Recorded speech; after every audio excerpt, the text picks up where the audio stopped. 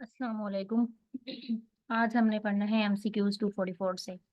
सबसे पहला है कि what animal has longest gestation periods of about 640 to 660 days or 95 weeks of any land animal। तो वो कहता है कि लैंड एनिमल में कौन सा ऐसा एनिमल है जिसका जो है वो बेबी कैरी करने का पीरियड जो है वो कितना है, 95 वीक्स।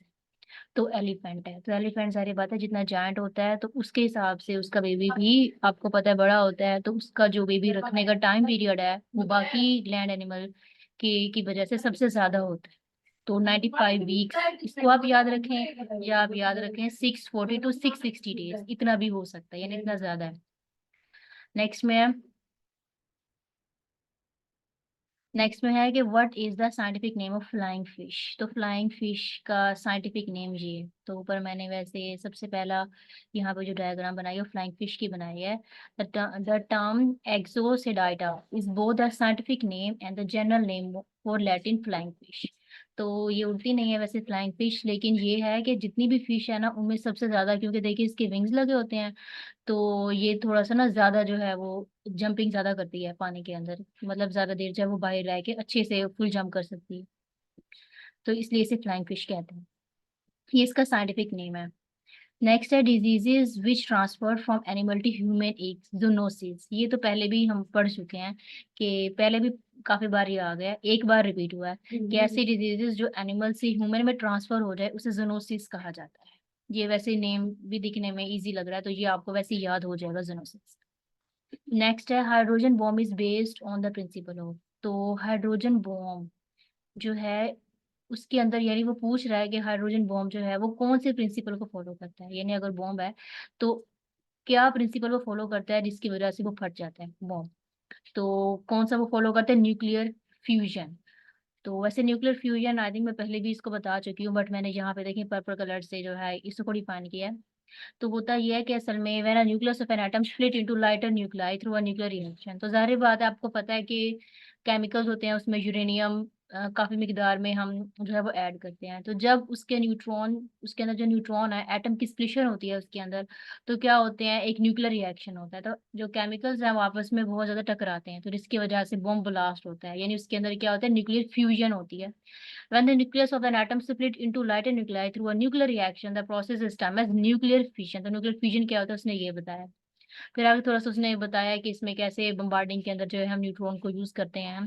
तो कैसे इसको पहले ये रेडियो एक्टिव डिके होता है, फिर उसके बाद जो है ये हमारा सारा प्रोसेस है। तो देखिए न्यूट्रॉन था, कैसे यूरेनियम था, जब इन दोनों की एडिशन हुई तो दोनों के ऐड होने से जो है एक और केमिकल बना। फिर उसके बाद कैसे कैसे एटम जब स्प्लिट होता है तो ये उसमें डिफरेंट डिफरेंट तरह के केमिकल्स निकलते हैं। न्यूट्रॉन न्यूट्रॉन देखिए न्यूट्रॉन लिखा हो। तो किसकी वजह से बम्बार्डमेंट का प्रोसेस होता है बॉम्ब के अंदर, न्यूक्लियर फ्यूजन की वजह से।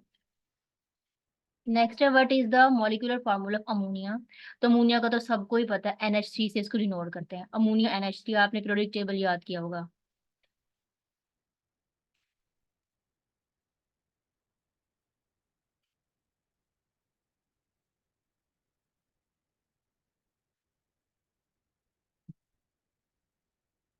उसके बाद नेक्स्ट है कि mostly which gas found in the planet.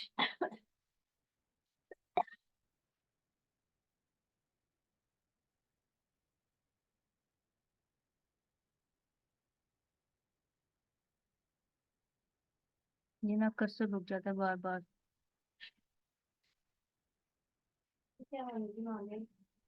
ये एक बच्ची पूछ रही थी कि फ्यूजन एंड फ्यूजन में जो है वो क्या फर्क है।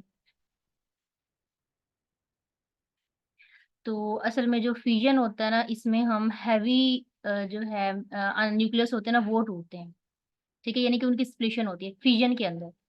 ठीक है, तो यानी आप ऐसे कह सकते हैं कि फ्यूजन जो है उसमें स्प्लिटिंग होती है हैवी न्यूक्लियस की, और वो किस में कन्वर्ट होते हैं, लाइटर में कन्वर्ट हो जाते हैं। मतलब हैवी हैवी आपके पास जो न्यूक्लियस होते हैं बिल्कुल हैवी बड़े बड़े जो होते हैं वो जो है लाइटर उसके अंदर कन्वर्ट हो जाते हैं, लाइटर न्यूक्लियाई में। लेकिन फ्यूजन में क्या होता है, फ्यूजन में ये होता है कि जो दो लाइटर लाइटर लाइटर न्यूक्लियाई होते हैं ना, ये कंबाइन होते हैं। और जब ये कंबाइन होते हैं तो इससे बहुत एनर्जी वास्ट, एक मतलब जिसे कहते हैं ना मेगा एनर्जी, प्रोड्यूस होती है। तो उसे कहते हैं हम फ्यूजन। और फ्यूजन में आपके पास हैवी मेटल जो है, जो कि अनस्टेबल होता है, वो छोटे यानी कि लाइटर न्यूक्लियाई में कन्वर्ट होते हैं। तो ये प्रोसेस है। इधर देखें एमसीक्यूज में कहाँ पे लिखा हुआ था, हाइड्रोजन बॉम्ब, ये फ्यूजन लिखा हुआ था, इसमें फ्यूजन हो रहा है, यानी वो जो हमारा हैवी था यूरेनियम, वो कन्वर्ट हो रहा था लाइटर में। तो यानी जाहिर बात है स्टार्टिंग में जो है वो बॉम्ब जब स्प्लिट होता है तो जाहिर बात है बहुत बड़ा धमाका होता है, तो फिर वो जाके लाइटर में कन्वर्ट होता है, तो इसे कहते हैं हम फ्यूजन। तो यहाँ पे फ्यूजन इसे कहते हैं। आई होप आपको ये फ्यूजन और फ्यूजन का कंसेप्ट भी क्लियर हो गया होगा। उसके बाद है what is the molecular formula of ammonia. Ammonia का होता है NH3। उसके बाद है mostly which gases found of the planet Jupiter. तो जुपिटर में कौन सी जो है वो गैसेस पाई जाती है, हाइड्रोजन एंड हीलियम। इसका तो आपको पता ही है, बिग बैंग थ्योरी में जब मैंने आपको बताया था स्टार्टिंग में, तो हमारे जो स्पेस उसमें सबसे ज्यादा हाइड्रोजन हीलियम पाया जाता है, तो उसकी ही मजीद मैटर की कॉम्बिनेशन से जो है वो बाकी स्पेसेस बन रही थी। तो इस वजह से जो फिजा में सबसे ज्यादा हाइड्रोजन और हीलियम की मिकदार ही ज्यादा है। Chemical formula for water is, water का सबको पता है H2O। और ये तो वैसे ही H2O चाहे जो मर्जी टेस्ट देते हैं आप, एजुकेटर का दे दें, बेशक 9 स्किल का दे दें, ये तो लाजमी आना होता है कि हाइड्रोजन का फॉर्मूला क्या है। ये भी इजी है, अमोनिया वाला भी इजी है बहुत। द लाइट ऑफ, नेक्स्ट है 251, the light of distant star is effected by both A and B. तो वो कहता है जो डिस्टेंट स्टार है उसकी लाइट किस चीज से इफेक्ट होती है। ऑप्शन ए भी करेक्ट है, द अर्थ एटमोस्फेयर की वजह से भी और इंटरस्टेलर डस्ट की वजह से भी। तो थोड़ा सा मैंने इंटरस्टेलर डस्ट के बारे में लिखे कि ये क्या होता है। ये पिक्चर जो है वो इसकी बनी हुई है, इंटरस्टेलर डस्ट की। तो अगर आपको याद हो बिग बैंग थ्योरी में जब मैंने बताया था कि वो जब हमारे पास बिग बैंग हुआ था तो सारी बात है मेटल्स और केमिकल्स की स्प्लिशन हो गई थी। फिर उसके बाद वो सब उन सब ने अपना अपना वजूद बरकरार रख लिया था, मतलब कोई स्टार बन गए थे, सब ने अपनी डिफरेंट डिफरेंट शेप सबकी बन गई थी। फिर उसमें कुछ मॉलिक्यूल जो थे वो ऐसे आर्बिट्रेरी बिल्कुल रिवॉल्व कर रहे थे। अब वो जो था वो ये गैसेस हैं, तो ये बिल्कुल धुंधली टाइप जैसे बादल होते हैं ना, ये उस टाइप की गैसेस होती हैं। इसको कहा जाता है इंटरस्टेलर डस्ट, डस्ट कहते हैं इसे। ये पार्टिकल्स हैं, ये फिजा में ऐसे ही आप समझे स्पेस में घूम रहे होते हैं। इसको कॉस्मिक डस्ट भी कहा जाता है। ये जो मैंने पर्पल कलर से लिखा है वो इसी के बारे में यहाँ पे डिफाइन किया हुआ है कि ये क्या होता है। Cosmic dust also called extra terrestrial dust, space dust और स्टार डस्ट भी इसे कहते हैं। That occur in the outer most space और हैज फॉलन इनटू अर्थ। तो मतलब बिल्कुल जिसे कहते हैं ना ऐसे बादल टाइप केमिकल्स जैसे होते हैं, हाइड्रोजन हीलियम गैसेस हैं ये सारी। तो ये गैसेस के ऐसे पार्टिकल्स बिल्कुल हवा में स्पेस में से रिवॉल्व करे तो अर्थ पे भी आ जाते हैं हल्के, मतलब इससे हमें कोई नुकसान नहीं होता, बिल्कुल आप समझे नॉर्मल है। तो इसे कहते हैं इंटरस्टेलर डस्ट। उसने कहा the light of distant star is effected by, जाहिर बात है जैसे फॉर एग्जांपल ये एक प्लेनेट है सन जिसे चलें कह दें, ये हमारी अर्थ है। तो यहाँ पे काफी सारे डस्ट पार्टिकल्स हैं, तो जब सूरज की रेज आती हैं तो जाहिर बात है कुछ कुछ इनसे भी टकरा जाती हैं, तो यानी जो डिस्टेंस की वजह से यानी फर्क पड़ जाता है, लाइट जो हमारे लाइट आ रही होती है। तो वो यही कह रहा है कि जो लाइट है डिस्टेंट स्टार की वो इससे भी इफेक्ट करती है, क्योंकि दरमियान में लाइट के साइड पे हमारे पास डस्ट पार्टिकल्स आ जाते हैं। नेक्स्ट है 252, in human which body part develop first. तो ये वैसे बात है, ये हमें नॉलेज जनरल में भी पता होनी चाहिए कि जब कोई भी बेबी बॉर्न होता है तो सबसे पहले क्या बनता है, हार्ट सबसे पहले बनता है। सबसे पहले दिल बनता है, फिर उसके बाद बाकी प्रोसीजर स्टार्ट होता है। तो ये बिल्कुल बेसिक सी बात है, ये तो वैसे आपको नॉर्मल पता होनी चाहिए। नेक्स्ट है atom was a name given by. अब एटम को नेम किसने दिया था, ये अब साइंटिस्ट का नेम है, ये आपने याद रखना है। डमर्टियस, इसने जो है ये एटम को नेम दिया था। वैसे एटम आपको पता है बिल्कुल बेसिक स्ट्रक्चर है, तो एटम से ही मतलब हर चीज की स्टार्टिंग होती है। तो वैसे इससे और भी चीजों की होती है, फिजिक्स वाले स्टूडेंट्स को पता होगा, लेकिन हम जो बेसिक पढ़ते हैं बाकी सिंपल बुक्स में तो वो एटम ही पढ़ते हैं। तो ये इंपॉर्टेंट है, ये आपको पता होना चाहिए। नेक्स्ट है day and night are the result of. अब डे नाइट क्यों बनते हैं, अर्थ की रोटेशन की वजह से, उसके एक्सिस के गिर्द। ये वैसे मैंने पहले भी बताया था जब हमने इसको थोड़ा सा डिटेल से पढ़ा था, पोल्स के बारे में, इक्वेटर के बारे में। तो जैसे कि आपको वैसे सिंपल भी पता है कि जैसे ये मैंने फिग में देख लिया यहाँ पे, तो ये देखिए हल्का सा रीजन ब्लैक है, यानी कि छावा है यहाँ पे, और यहाँ पे देखिए लाइट है। तो सन की रेज जिस रीजन में आ रही होती है वहां पे डे होता है, और इस साइड पे नहीं आ रही होती तो वहां पे क्या होता है, अंधेरा होता है, रात होती है। तो इस वजह से किसकी वजह से ये होता है, रोटेशन की वजह से। जैसा कि आपको पता है अर्थ जो है वो रोटेट करती रहती है, तो उसकी रोटेशन की वजह से जो जो हिस्सा सूरज के सामने होता है वहां पे डे होता है, जो नहीं जो पीछे होता है बैक पे उस पे रात होती है। तो ऑप्शन ये करेक्ट है, earth rotation around its axis, उसके एक्सिस के गिर्द। और एक्सिस आपको पता है ये सेंट्रल पार्ट है, किसी भी चीज के एक्सिस का मतलब है कि वो उसका मेन पॉइंट, जहाँ जो जैसे कहते हैं सेंटर ऑफ ग्रेविटी, एक मेन पॉइंट होता है जिस जो हमें ये बताता है कि कहाँ पे बॉडी के बॉडी का जो ग्रेविटी पॉइंट है अर्थ की तरफ वो किस पॉइंट पे खींच रहा है। तो सिमिलरली हर जो भी बॉडी है उसका एक्सिस का पॉइंट लाजमी होता है, जिसकी कि वो बॉडी का पूरा जो है वो मेन बॉडी का फोकस है, उसे कहते हैं एक्सिस ऑफ रोटेशन। ये वैसे आपने पहले भी पढ़ा होगा एक्सिस ऑफ रोटेशन। नेक्स्ट है लोक जा, in other words difficulty in opening the mouth is a symptom. तो वो पूछ रहा है कि अगर हमारे जो जाज हैं अगर वो लॉक हो जाए तो इस सिम्टम को क्या कहते हैं। तो यहाँ पे देखिए थोड़ी सी मैंने डायग्राम भी बनाई हुई है, यानी कि देखिए जा पार्ट है ये, जो अगर हमारा खराब हो जाता है तो इस बीमारी को क्या कहते हैं, सिम्टम को टिटेनस इसको कहते हैं। तो ये डायग्राम में भी देख लें आप लोग, तो हम फुल जो है वो अपना जा ओपन नहीं कर पाते, पेन यानी स्टार्टिंग होना स्टार्ट हो जाती है, तो इसे कहते हैं लोक जा। इन अदर वर्ड्स का मतलब लोक जा भी इसका कहते हैं, या difficulty in opening the mouth, तो सिम्टम का नेम है। फिर यहाँ पे मैंने थोड़ा सा वैसे बताया हुआ है कि lock jaw occurs as a result of spasm in the law of muscle, jaw of muscles, यानी कि वो खराब हो जाते हैं जा मसल, जिसकी वजह से ये जो है ये बीमारी हो जाती है। या अचानक से हम अगर खींच लें, या मसल जिसके वीक हों उसको भी हो जाता है, किसी विटामिन की कमी से भी हो जाता है। नेक्स्ट है deficiency diseases are cause due to deficiency of vitamin. ये तो मेरे ख्याल से दूसरी बार ये या तीसरी बार शायद आ रहा है ये वाला MCQs. Who was the surgeon who pioneered antiseptic surgery in 1865। तो साइंटिस्ट का नेम है कि जिसने सबसे पहले जो है वो सर्जरी की थी एंटीसेप्टिक में। ये असल में थोड़ा सा बायो का है, किसने की थी, जूजिफ लिस्टर ने की थी। नेक्स्ट है 258 match number is used in connection with the speed of. Match number का पूछ रहा है, असल में जो एयरक्राफ्ट है ना उसमें ना मैचिंग नंबर के बारे में होता है, यहाँ मेरे ख्याल से मैंने इसके बारे में लिखा भी था ऊपर।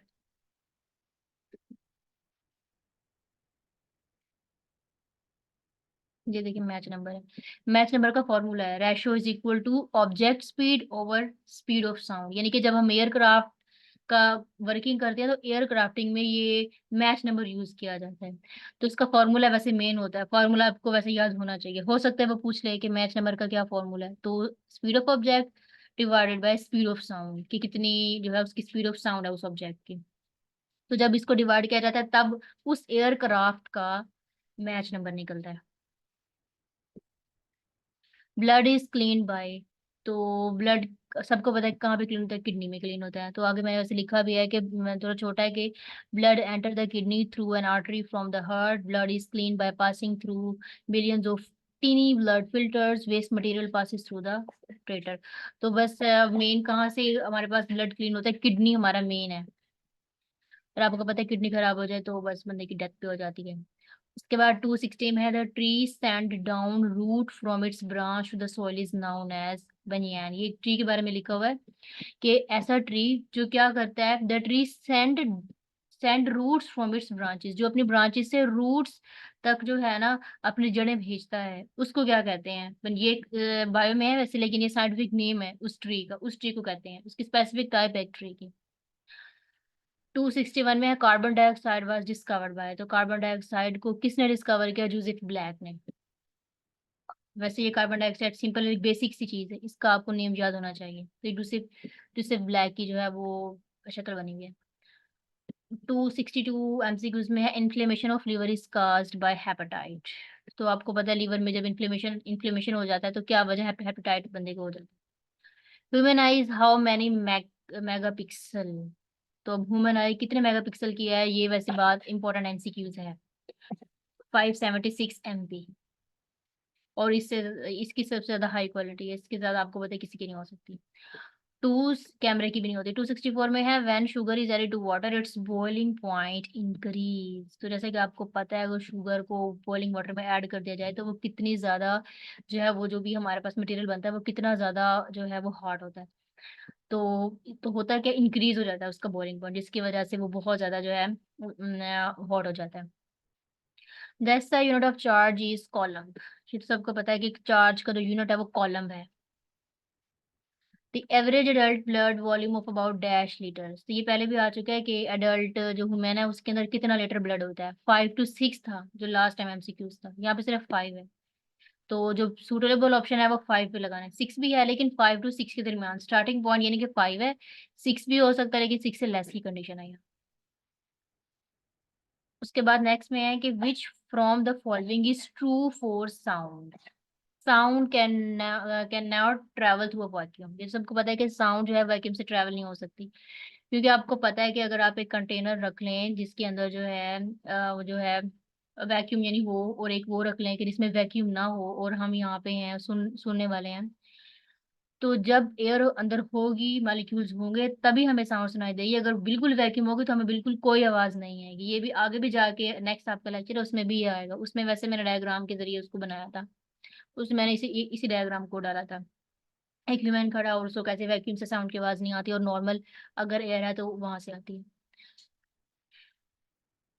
फिर ऊपर मैंने बताया कि sound is mechanical wave and its propagate material medium is required. Vacuum is defined as the empty space. Vacuum का मतलब कि कुछ ना कुछ केमिकल होते हैं, मतलब कुछ ना कुछ अंदर पार्टिकल्स होते हैं, लेकिन वैक्यूम का मतलब कुछ भी नहीं है, खाली है, अंदर कुछ भी नहीं है। 268 में the planet that moves around the sun at the highest speed. तो वो पूछ रहा है एक ऐसा प्लैनेट जो कि सन के गिर्द हाईएस्ट स्पीड से मूव कर रहा है। तो यानी काफी सारे प्लैनेट्स हैं जैसा कि आपको पता है। तो मरकरी जो है उसकी रिवॉल्व करने की जो स्पीड है मूव करने की वो सबसे ज्यादा है सन के गिर्द, और 1 लाइट ईयर इतना होता है। ये वैसे आपने फिजिक्स में फॉर्मूला याद किया होगा, आई थिंक 9th 10th का पहला पहला ही चैप्टर है जिसमें ये हम फॉर्मूला याद रखते हैं। 9.5 क्रॉस 10⁻12 किलोमीटर। नेक्स्ट में है carrot is a good source. अब कैरेट जो है गाजर में कौन सा विटामिन होता है, विटामिन ए पाया जाता है। नेक्स्ट में है the good source of the iodine. Iodine किस में होता है, सी फूड्स के अंदर।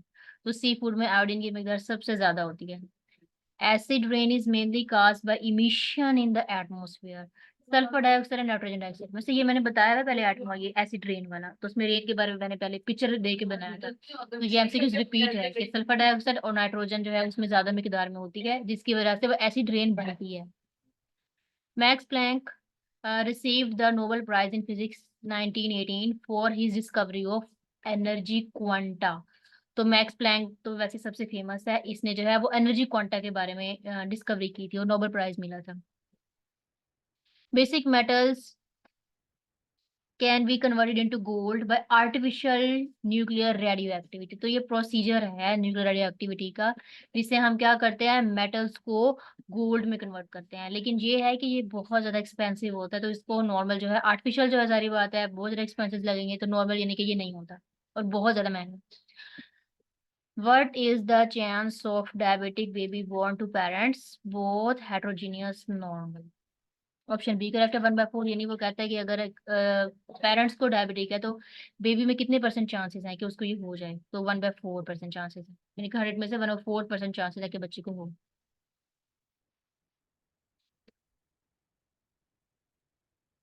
उसके बाद deficiency of the following vitamin decrease haemoglobin production.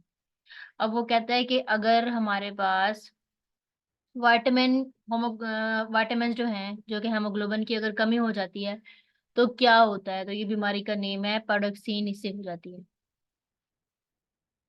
Which of the following explain the reason why there is no total eclipse of the sun, area of the sun covered by the moon। तो वैसे जैसे कि आपको पता है अभी solar Eclipse था, तो इसमें पूछ रहा है कि which of the following explain the reason why there is no total, मतलब टोटल मुकम्मल तौर पे जो है वो सूरज ग्रहण क्यों नहीं लगता, क्यों मून की वजह से नहीं लगता, क्योंकि मून आ जाता है सेंटर में। इस वैसे डायग्राम में है, शायद मैंने ऊपर भी इसको जूम करके थोड़ा सा बताया होगा।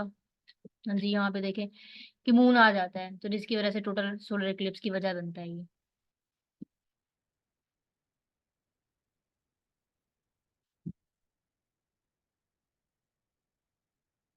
So the next time moderator is used in nuclear reactor in order to slow down the speed of the neutron। तो वो कहता है मॉडरेटर है उसको हम न्यूक्लियर रिएक्टर में क्यों यूज करते हैं, उसको यूज इसलिए करते हैं क्योंकि हमारे पास क्या स्लो डाउन हो जाता है, न्यूट्रॉन की जो स्पीड है वो स्लो डाउन हो जाती है, यानी कि न्यूट्रॉन की स्पीड को स्लो डाउन करने के लिए हम मॉडरेटर को यूज करते हैं। ये मॉडरेटर है, ये न्यूट्रॉन का एलिमेंट है, तो इसको जब यूज करते हैं तो इसकी जो स्पीड है न्यूट्रॉन की वो क्या हो जाती है, स्लो हो जाती है। In a railway track two rails are joined end to end with a gap 10 between them because accident due to expansion in summer can be avoided। ये वैसे 9th के अंदर है, उसमें ज्यादा अच्छे से ना इसको बताया हुआ था कि क्यों ट्रेन के जो गैप्स होते हैं गैप रखे जाते हैं, क्योंकि जब गर्मियां होती हैं तो आपको पता है मेटल जो है वो फैल जाता है। तो ये वैसे ट्रेन का एक वो बनी हुई है, एक पटड़ी बनी है, यहाँ पे देखें ये गैप रखा हुआ है, क्योंकि आपको पता है हीट की वजह से जो पार्टिकल्स हैं वो एक्सपेंड हो जाते हैं, तो जिसकी वजह से ये आपस में क्या जो गैप है ये फिल हो जाता है, फिर गर्मियों में फिल हो जाता है। तो अगर ये फिल नहीं होगा, मतलब अगर हम गैप नहीं रखेंगे तो मेटल तो एक्सपेंड होगा, फिर क्या होगा हमारी पटरी टूट जाएगी और एक्सीडेंट वगैरह का यानी खतरा हो जाएगा ट्रेन से। तो जिसकी वजह से गैप रखा जाता है ताकि हादसे से बचा जा सके। इसलिए उसने कहा कि accident due to expansion in summer can be avoided, तो एक्सीडेंट से बचा जा सकता है, समर में बस मसला होता है, बाकी सर्दी में तो कोई इशू नहीं होता, बस गर्मी में मसला हो जाता है। फिर इंग्लिश में भी लिखा है कि small gap is left between the two subsequent rail while installing, तो जब बनाते हैं तभी उसके दरम्यान में उसको रखा जाता है, क्योंकि वो मेटल एक्सपैंड, उसकी रीजन ही यही है, मेटल एक्सपैंड होता है। Parsec is a unit of distance, तो डिस्टेंस का एक यूनिट है पार्सेक। नेक्स्ट है कि a body can escape the gravitational pull of the earth if it is thrown up with the velocity of 7 miles per second। तो ये आपने याद रखना कि अगर किसी बॉडी को 7 माइल्स पर सेकंड की स्पीड से ग्रेविटेशनल पुल उसको मिलता है, और उसको हम जो जिस स्पीड से हम फेंकते हैं जिस वेलोसिटी से, तो वेलोसिटी की स्पीड लिखी है कि हम इतनी मैक्सिमम स्पीड से फेंक सकते हैं। नेक्स्ट है how many bones are there in adult human being, ये तो सबको पता है और ये वैसे भी फेमस भी है और इम्पोर्टेंट भी है। 206 बोन्स होती हैं एडल्ट ह्यूमन में।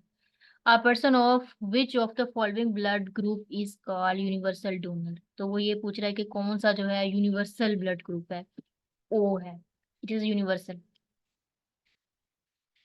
तो ये नेम है ब्लड ग्रुप का यूनिवर्सल डोनर। अब ये पूछ सकता है कि ऑप्शन में हो सकता है कि वो ये पूछे ओ आपको दे दे और ऑप्शन में बताए इसे कौन सा जो है वो कहा जाता है, यूनिवर्सल दे सकता है, कुछ भी कोई भी और नेम दे सकता है, तो आपको पता होना चाहिए कि ओ को यूनिवर्सल डोनर कहते हैं। Myopia is disease is connected with eyes, तो आईज की जो डिजीज होती है यानी आई में इन्फेक्शन हो जाता है, आपने देखा होगा राइट, जो आईज है वो रेड हो जाती हैं, उसे मायोपिया कहते हैं। What is the average adult pulse rate 72 to 80, तो ये भी इंपॉर्टेंट है कि पल्स रेट कितना होता है एक अडल्ट का एवरेज, तो 72 से 80 होता है। Bats can fly in dark because they are capable of taking the help of ultrasonic waves, तो डार्क क्योंकि डे टाइम में आपको पता चलता है इलेक्ट्रॉनिक अल्ट्रासोनिक वेव्स होती हैं, तो जो बैट्स हैं रात के टाइम उनको वो इजीली मतलब फ्लाई कर सकती हैं, क्यों, क्योंकि जो अल्ट्रासोनिक वेव्स हैं, मैंने ऊपर आई थिंक डायग्राम भी बनाई थी एक बैट की, आपने देखा था बनी होगी इधर। तो अल्ट्रासोनिक वेव्स के जरिए वो जल्दी से जो कि है उनको रात को ज्यादा पता चल जाता है, क्योंकि वो ज्यादा अच्छी स्पीड होती है अल्ट्रासोनिक वेव्स की रात के time. In order to prevent the corrosion of iron pipes, they are often coated with a layer of zinc. This process termed as galvanic bond. तो आपको पता है जंग लग जाता है मेटल्स को, तो आयरन को जंग लग जाता है, तो ये जो प्रोसीजर है जिसमें हम इसके ऊपर लेयर लगाते हैं जिंक की ताकि उसको जंग ना लगे, तो उस प्रोसीजर का नेम लिखा हुआ है कि क्या कहते हैं। Coulomb is the scientific unit of measure. अब वो पूछता है कि ये जो कॉलम है ये किसका साइंटिफिक यूनिट है मेजरमेंट का, इसमें से कोई भी ना मास टेम्परेचर वेलोसिटी नहीं है। ऊपर हमने वैसे इसका यूनिट पढ़ा भी था। यहाँ पे लेके coulomb unit of electric charge, ये इलेक्ट्रिक चार्ज का यूनिट है in the metre kilogram second ampere system the basis of the SI system of physical units, तो ये किसका यूनिट है मेन, यहाँ पे जो वर्ड है ये चार्ज का यूनिट है कॉलम। यहाँ पे उसने कहीं चार्ज नहीं दिया, मास टेम्परेचर एंड वेलोसिटी दिया हो, अगर चार्ज तो चार्ज पे टिक लगाते। The chemical name of quartz silicon dioxide, तो उसका केमिकल नेम है, आपको पता है क्वार्ट्ज क्या होता है, जो हमारी वो चीज है वो क्वार्ट्ज की बनी होती है, क्योंकि इसमें से करंट इजीली जो है वो अच्छे से पास रहता है सेल के जरिए, तो इसलिए क्वार्ट्ज जो है वो ज्यादा बेस्ट है। Phosphorus is an essential component of which of the following biological molecule, nucleic acid, तो न्यूक्लिक एसिड के लिए जो फास्फोरस है वो सबसे ज्यादा जो है वो जरूरी कंपोनेंट है। It is a secondary plant nutrient, तो जो सल्फर है वो प्लांट के लिए दूसरे नंबर पर बहुत जरूरी है, ये सल्फर की पिक बनी हुई है कि प्लांट्स के लिए सल्फर की भी जरूरत होती है उसी ग्रोथ के लिए। When a patient immune system become reactive to a drug, this is an example of allergy, तो वो कहता है अगर कोई पेशेंट है उसका जो इम्यून सिस्टम है अगर वो ड्रग ड्रग के साथ रिएक्ट कर जाए तो बंदे को एलर्जी हो जाती है। एलर्जी अब डिफरेंट तरह की भी हो सकती है और कहीं पे भी एलर्जी हो सकती है पूरी बॉडी में, आईज पे स्किन पे भी किसी टाइप की एलर्जी हो सकती है, लेकिन अगर इम्यून सिस्टम जो है वो ड्रग के साथ रिएक्ट करे तब एलर्जी के ज्यादा चांसेस हैं। Blood people living in high altitude usually have large number of red blood cells. तो जो हाई माउंटेन पे पीपल रहते हैं उनमें सबसे ज्यादा रेड ब्लड सेल्स की जो तादाद है वो सबसे ज्यादा होती है, क्योंकि माउंटेन पे जो है वो ज्यादा ऑक्सीजन होती है, तो जिसकी वजह से रेड ब्लड सेल्स जो है वो ज्यादा बनते हैं, तो इसलिए उनके अंदर ज्यादा मिकदार होती है। ऊपर लिखा भी है कि people living at high altitude are use to lower density of oxygen molecules in the air, they have higher level of haemoglobin, मैंने रेड ब्लड सेल्स होते हैं in the blood, which help them to make in more oxygen, ज्यादा oxygen वो लेते हैं at a high altitude, तो यानी ये किस ऑक्सीजन की वजह से होता है। Dash are negatively charge particle of an atom, electron पे नेगेटिव चार्ज होता है, प्रोटॉन पे पॉजिटिव होता है, न्यूट्रॉन पे कोई चार्ज नहीं होता। तो ये आपको वैसे नॉर्मल पता होना चाहिए। Diesel engine was discovered by, diesel किसने बनाया था? रोडोल्फ डीजल ने, उसके नाम पे देखे बना हुआ है। Who invented the safety pin, अब सेफ्टी पिन किसने बनाया था? वाल्टर हंट ने बनाया था safety pin. The inner most part of the earth is, आपको पता है अर्थ की, वैसे मैंने पहले भी काफी डायग्राम्स बनाई हैं, तो अर्थ का जो सेंटर वाला पार्ट है उसे कोर कहते हैं। How many teeth are there in human mouth, तो अब ह्यूमन माउथ में कितने टीथ होते हैं? 32, कम भी हो सकते हैं लेकिन मैक्सिमम मतलब जितने होते हैं वो 32 है normal. Sunlight is composed of 7 colours, तो सनलाइट में कितने कलर्स है? 7 कलर्स होते हैं। इसकी वजह से मैंने पहले भी आपको वो 7 कलर जो रेनबो बनता है करेक्ट, सनलाइट के रिफ्लेक्शन से होता है, तो वो उसमें 7 कलर्स होते हैं मेन कलर्स। पिछला वाला जो एमसीक्यू था वो था कि सेंटर ऑफ रेनबो कलर वो ग्रीन था। A glass chimney stop an oil lamp from smoking because both of these it increases the supply of oxygen to the flame by convention, the heat produced ensure complete। तो ये lamp की बनी हुई है कि chimney, वो असल में ये पूछना चाह रहा है जो गिलास की चिमनी है, नॉर्मल चिमनी की बात नहीं करिए, गिलास की चिमनी बनी हुई है, उसमें वो बात कर रहा है कि अगर हम उसमें ऑयल लगते हैं, ऑयल वाला लैंप रखें, तो उसमें जो स्मोकिंग है वो क्यों नहीं होती? स्मोकिंग इसमें कम होती है, मतलब धुआं कम निकलता है, तो उसकी वजह पूछ रहा है कि क्यों कम होता है। क्योंकि एक तो उसमें ऑक्सीजन की सप्लाई जो है वो क्या होती है, ज्यादा होती है, तो जिसकी वजह से धुआं इसकी वजह से कम निकलता है। इंग्लिश में मैंने लिखा भी है कि chimney are an integral part of oil lamp, both functional and decorative. They protect the flame from wind, ज़ाहिर बात है अब हवा से भी ज़ाहिर बात है बंद नहीं होती chimney, and air current which could blow out the flame or cause excessive prickling. They help reduce the risk of fire often associated with an open flame. तो ओपन की निस्बत ये ज्यादा बेस्ट होती है, ऑक्सीजन की भी ज्यादा है, धुआं भी नहीं निकलता, डेकोरेशन में भी अच्छी होती है, तो इस वजह से ये ज्यादा यूज की जाती है। नेक्स्ट है particle clouds from where stars are from अर्थ।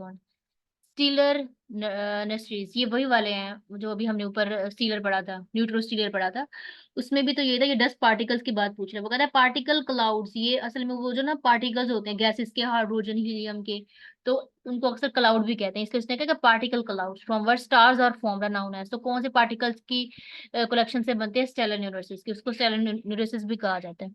तो मैंने जी का star formation is the process by which dense region with in the molecular cloud in stellar space some time refer to as stellar nurseries, इनके name है। The SI standard of time is based on, तो वो कहता है कि जो SI standard time के पूछ रहा है, टाइम का ऐसा यूनिट पूछ रहा है, तो वो क्या है? The daily rotation of earth की वजह से टाइम चेंज होता है, the frequency of light emitted by, इसकी वजह से भी टाइम चेंज होता है, the yearly revolution of the earth about the sun. तो टाइम के जो चेंजिंग की बेसिस हैं और उसको वो यूनिट के हिसाब से पूछ रहा है, तो वो किस किस क्या क्या उसके ऊपर असर पड़ता है?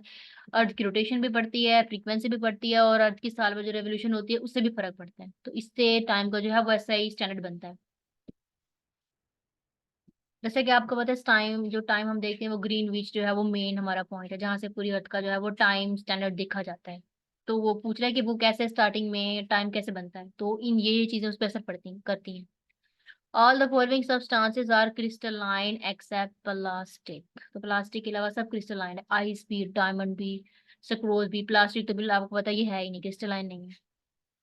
विच of the following has the largest wavelength, किसकी वेवलेंथ सबसे ज्यादा लार्जेस्ट है? इंफ्रारेड लाइट की। क्वांटिटी ऑफ फ्रेश,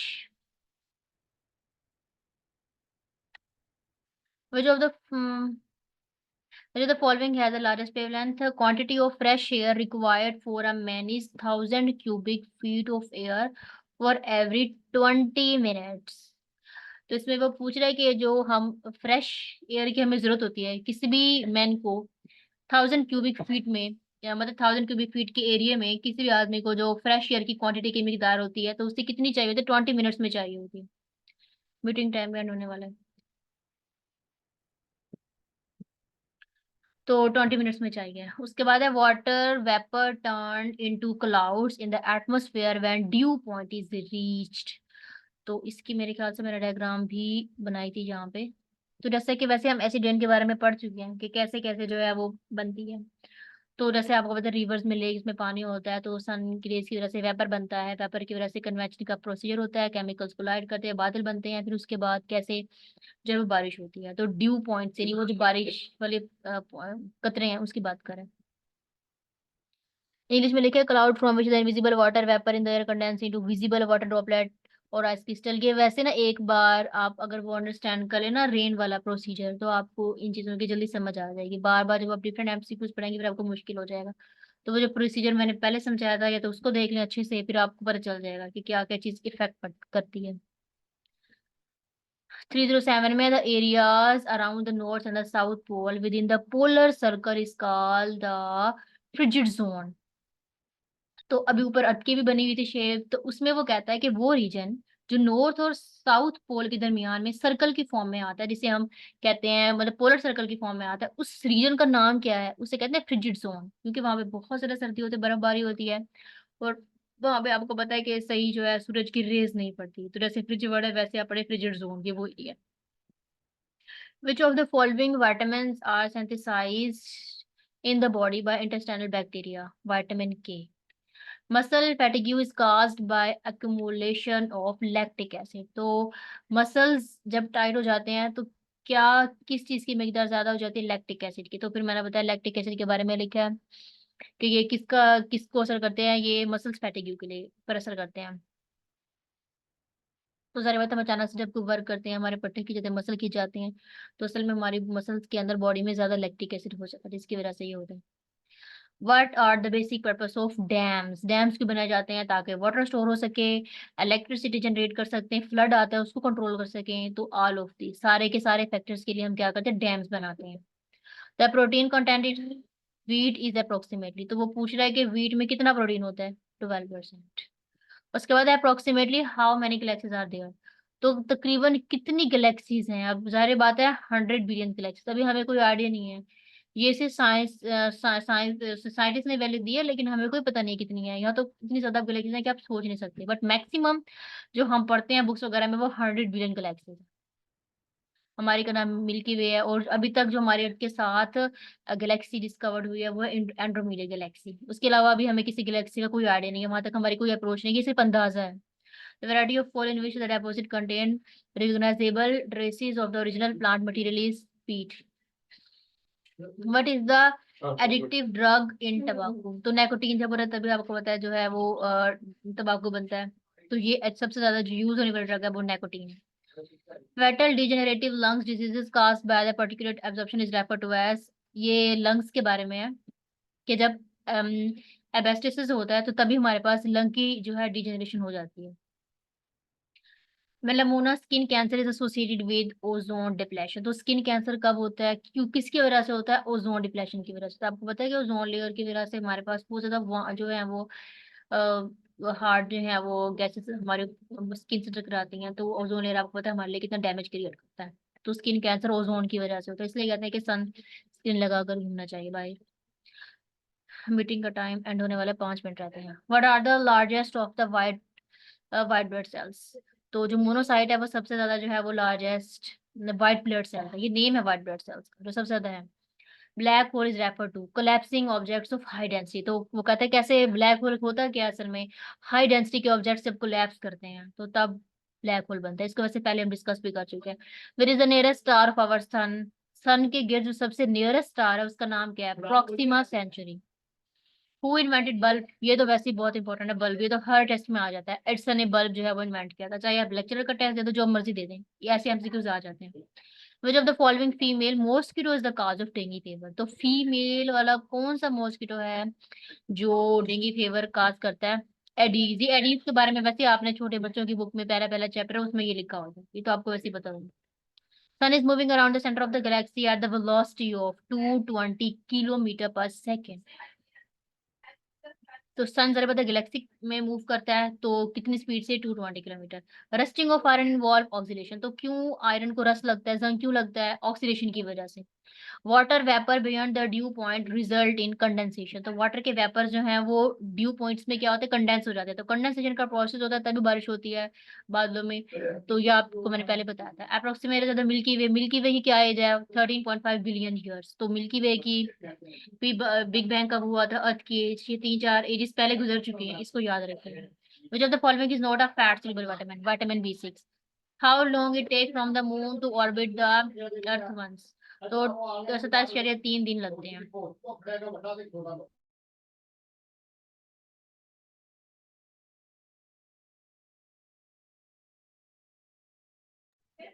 इसके बाद नेक्स्ट है scientist discovered a previously undetected feature of the human anatomy that could be largest organ human body.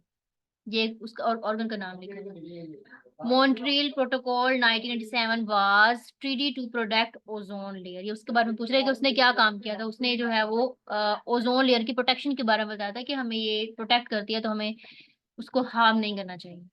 White blood cells are also known as, तो white blood cells ये important है, ये तो simple सी बात है, व्हाइट ब्लड सेल्स के हिसाब से ये नाम आ सकता है, leukocytes.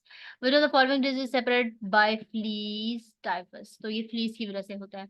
What is the weight, meeting खत्म होने वाली बस, what is the weight of the average human brain, ये वेट वाला आ जाता है हमसे काफी बार। तो 1.2 to 1.4 kg इतना होता है, ये इंपॉर्टेंट, इसको याद रखिएगा। फिर मैंने डायग्राम भी बनाई हुई है, इसमें देख लें कि ये फ्लीज बनी हुई है, ये फ्ली बनी हुई है।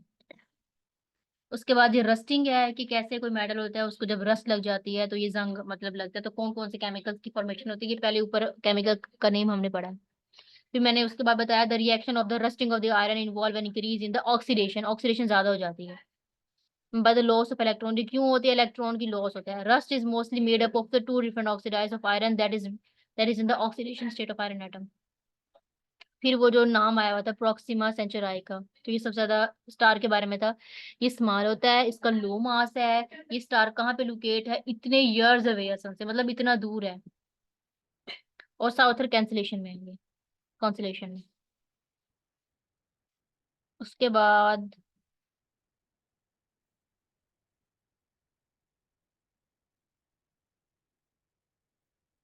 ये वो रीजन था वो जो पहले गुजर गया है, जिसमें था कि ये आपको पता है अर्थ का जो अपर वाला पार्ट है उसे नॉर्थ कहते हैं, और जो लोअर वाला है उसे साउथ पोल कहते हैं।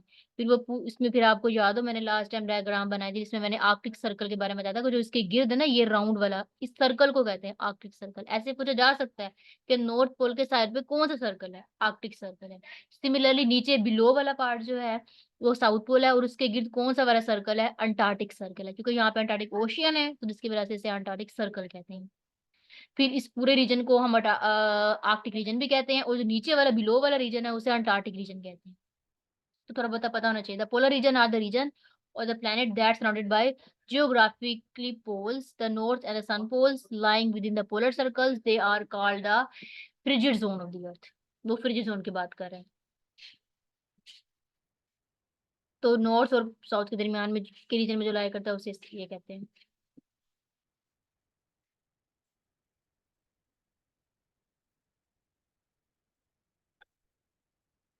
ये फिर बैट्स के बारे में है कि बैट्स कैसे जो है अल्ट्रासोनिक वेव्स के जरिए आते हैं, which they produce and enable from fly in the dark. हाँ जी, आज का लेक्चर तो इतना ही था, लेकिन कल बाकी लेक्चर में मैंने ज्यादा ज्यादा रखे हैं, तकरीबन 6 पेजेस जो हैं वो मैंने रखे हुए हैं। तो टोटल हमारे 11 लेक्चर्स बनेंगे, और क्विज जो है वो मैं फिर ऐसा करती हूँ एक ही बना लेती हूँ, क्योंकि देखिए मैंने 8वें लेक्चर का तो बना लिया है। तो टोटल मैं ज्यादा एमसीक्यू दे दूंगी क्विज में, जाहिर बात है मैंने 50 तो लिख लिए थे, तो मैं अब इससे ज्यादा और लिख लेती हूँ, 2 लेक्चर्स बन गए हैं। तो फिर आप एक बार ऑनलाइन क्विज दे दीजिएगा, और इस वीक में हमारा ये लेक्चर खत्म हो जाएगा। अब वो ईद पे डिपेंड करेगा कितनी छुट्टियां हैं, और मुझे मैं वैसे ही फ्री हूँ, अब छुट्टियां जो आ गई हैं तो अब हम ज्यादा ज्यादा कर सकते हैं।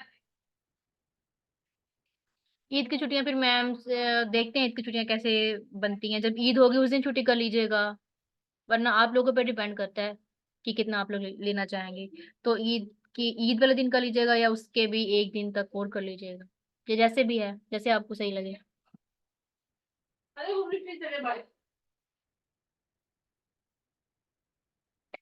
ग्रुप में